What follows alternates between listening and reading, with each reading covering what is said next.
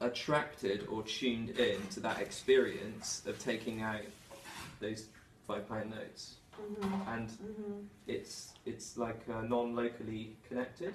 It's like a information system almost. Like there's different metaphors you can use, but basically it's like you feel like you're making decisions and you're in control, but it's actually not being created in the way your linear mind understands how it's being created. And when you're manifesting using those other synchronistic principles, you're using a different form of causality to create what is happening. So it feels like it's a receptive state, sort of a receptive and gratitude state. And then as soon as you go out of the receptive and the gratitude, and you start to want to manifest, then you go into the observer thing again. So these miracles happen when you just feel it coming through you and you're receiving in gratitude. I think that's part of it. Yeah, when you're not controlling it, but you're using your intuition and feeling where to go next. That also, in my experience, amplifies it. So you get more synchronicity when you're just flowing more, and if you use clocks, then that actually reduces the amount of synchronicity. Maybe that is within the observer state. If you try to do it like yang style, like I mean yang instead of yin, so masculine, make it like this, then you force a measurement, then you collapse the superposition. And if you can stay in this flowing, then you use the quantum computer that the world is in a way that you can make hops. But you can do both. Well, that's the Wu Wei. You can do both because you can.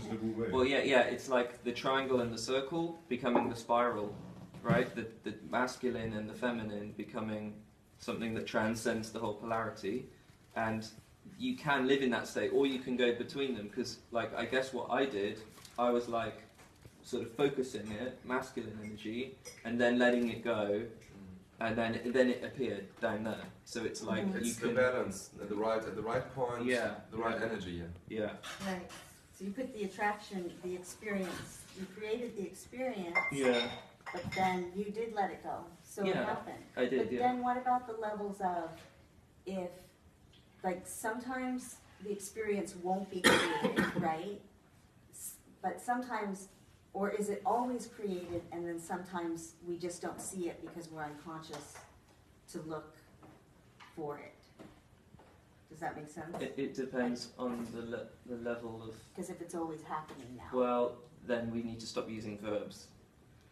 Again, like created, everything is... It's not being created, it just is. Creating. It just is, yeah. But there's like I was crossing the road the other day out there, and there was this, and I kind of walked into the road, and then I stepped back again, and this woman looked a bit concerned, and then I just smiled at her, and then she smiled back, and I was thinking, did I just change my perception by projecting positive energy, and then it changed, or did I change her vibration, or was there many women in many cars, and I tuned into a different one? Do you know what I mean? It's like you can't actually tell. Like, how can you ever tell what's really going on? Like, how many conversations are we having right now? Actually, how many versions of this are there? The notion of these parallel universes, multiple women in multiple cars, is exactly what is being utilized for quantum computers. Actually, that they are working. There you go. So that's what I'm saying. It doesn't prove. It's not microscopic going to macro. There is no micro macro. That's all relative. Just like up and down is relative. Like vertical and horizontal is relative. When you get out of the gravitational field of the Earth, there is no up and down. There's just towards gravitational centers and away from gravitational centers, and vertical and horizontal are relative, so maybe size is also relative. Like, and if you're thinking about fractal geometry, then everything maybe there's this massive assumption in physics, in science at the moment, that there are elementary particles. How the hell do we know if there's elementary particles when the instruments we've created have been generated from our nervous systems, our information field, right? Our energy, the structure of our mind-body is mirrored in the instruments because our mind thought up those instruments that we're using to measure the apparently objective world, that they're a reflection of us. Like rockets going into space are like phallic, objects, like, penetrating space, right? So it's like, that's an example. I never saw it like that. Yeah, but now The you leg mention it. unknown. The yin, into the yin darkness. But Okay, you I see have what- a whole new, But you see what I'm saying, right? So I think it's not machine-like. I think That's the why I universe wanted is to much be more investment mind-like about, yeah. than machine-like.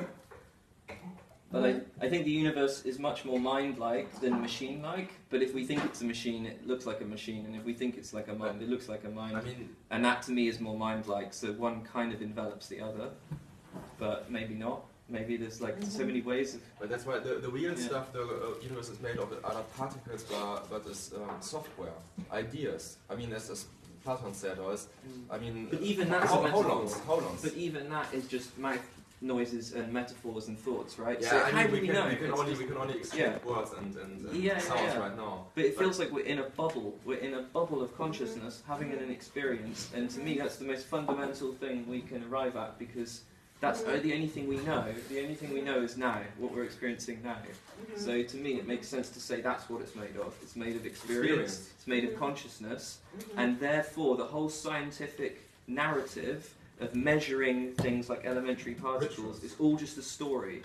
Like, and it doesn't mean that quarks don't exist in some sense, but maybe quarks are little beings going, "Ooh, ooh, ooh." You know what I mean? They might be like, they might not be elementary, they might be made of something that we can't get to because it's outside of our vibration. It's like, it's too far away from our consciousness, and even our, like the things we're creating to try and extend our perception, it can't grasp it. So we're like, oh yeah, because we thought atoms were elementary at one point. The word atom, it means that it doesn't break down into anything. And then we break it down into other things. And then we're still making this assumption that, oh, eventually it must stop.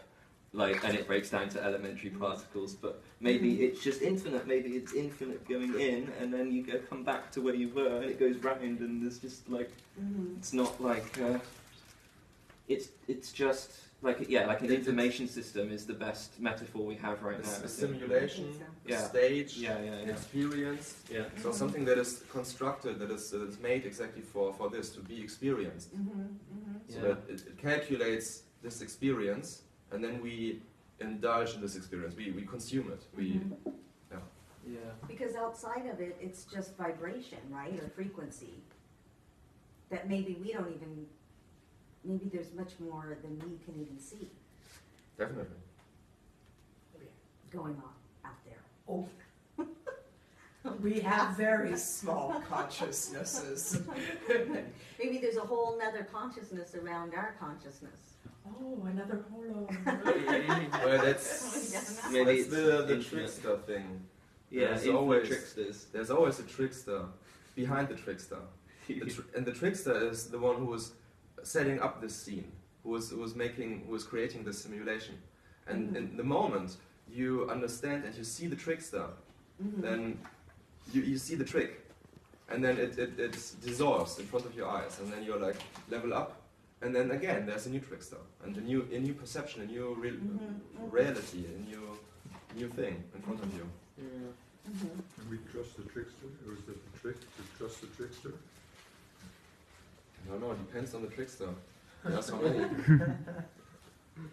But what you can trust in is that the trickster loves you. The trickster wants you to develop. It wants you to understand the trick. It's laughing at you when you are tricked, when you think, oh no, I got it, and then it comes up with the point like, haha, no, you forgot this. But the moment when you really got it, it also laughs and smiles, and it's like, yeah, nice, well done. It's like it's naming. Yeah. Someone you're playing with. It's the infinite fractal sparring partner. Yeah. Is it an archetype? Yes. Okay. Yes. Yeah. Yeah.